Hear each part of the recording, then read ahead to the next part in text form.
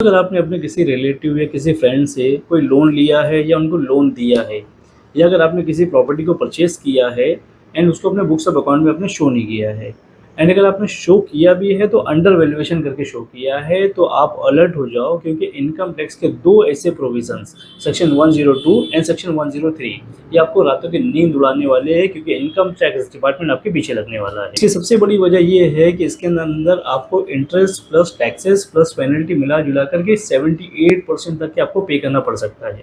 आइए मैं आपको कंप्यूटर स्क्रीन पे लेके चलता हूँ, आपको डिटेल में डिस्कस करते हैं कि क्या प्रोविजंस कहता है और इसके अंदर आपको क्या डिटेल में चीज़ों को ध्यान रखना है।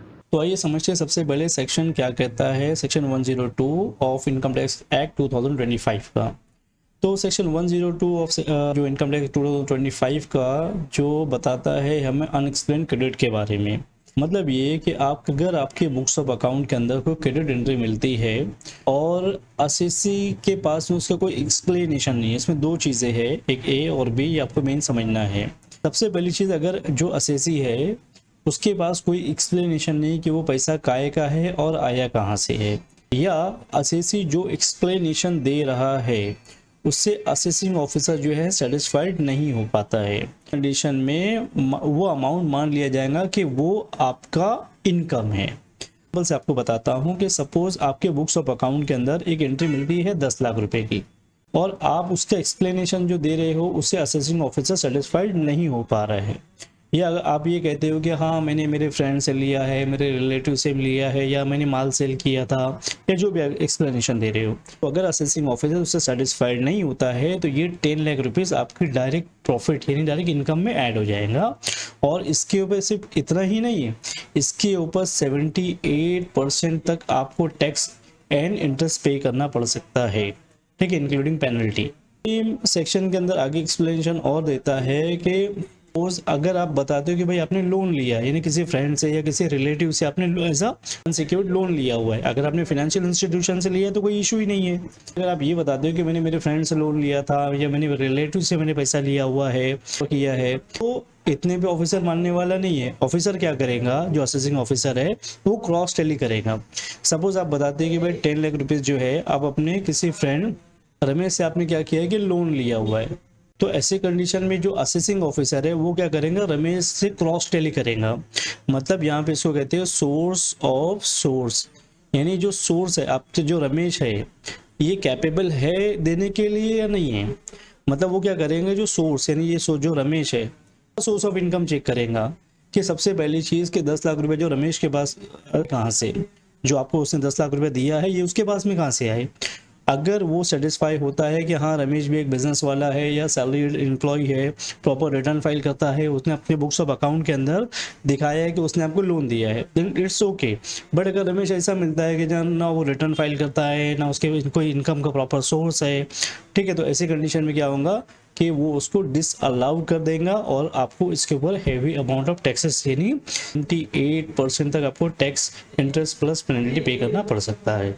आपके बुक्स ऑफ अकाउंट के अंदर क्रेडिट एंट्री आ रही है। क्रेडिट एंट्री कब आती है, जब हम या तो सेल करे हैं या तो सर्विस दिए है। आपने किसी को सेल किया है या किसी को सर्विस दिया हुआ है तो उसको एक बार प्रॉपर वे में आपके बुक्स ऑफ अकाउंट मतलब आपके बैंक स्टेटमेंट प्रॉपर चेक करो। अगर कोई भी एंट्री ऐसी आ रही है तो उसका क्लैरिफिकेशन एकदम प्रॉपर रेडी होना चाहिए, अदरवाइज आपको बहुत हैवी पेनल्टी इंटरेस्ट पे करना पड़ सकता है। इसी तरीके से एक दूसरा सेक्शन है section 103 of income tax act 2025, जिसमें बताता है अनएक्सप्लेन क्रेडिट के बारे में। मैं आपको एक ओवरव्यू में आपको इसको अच्छे से समझाता हूँ।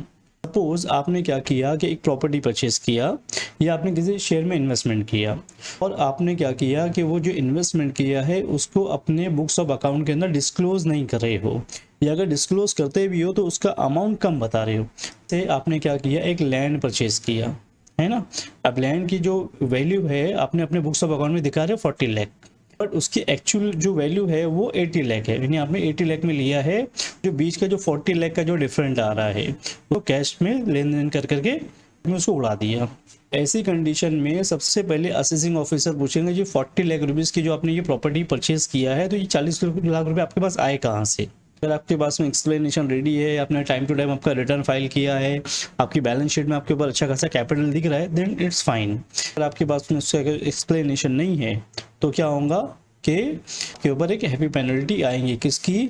40 लाख आया कहाँ से? इसके ऊपर। दूसरी चीज़ कि जो डिफरेंट आ रहा है, गवर्नमेंट को भी पता है कि भाई कौन से एरिया के क्या रेट चल रहा है, आप कहाँ पे टैक्स प्लानिंग कर रहे हो, सारी चीज़ें उनको पता चल जाती है। तो ये जो डिफरेंट आ रहे हैं, यानी क्या था कि आपने 80 लाख की प्रॉपर्टी लिया जिसमें से 40 लाख कैश में दे करके ब्लैक में उड़ा दिया था। 40 लाख जो है आपने दिखाया अपने ऑन पेपर, यानी आपके जो रजिस्टर्ड डॉक्यूमेंट है उसके ऊपर आपने 40 लाख दिखाया है। तो ऐसी कंडीशन में जो 40 लाख की आपने जो चोरी की है, ये सीधा की सीधा डिसअलाउ करेगा, आपकी इनकम में ऐड कर देगा। तो ये जो पूरा एक्सप्लेनेशन जो यहाँ पे है ना, ये सारी चीज़ें का मैंने आपको निचोड़ बता दिया।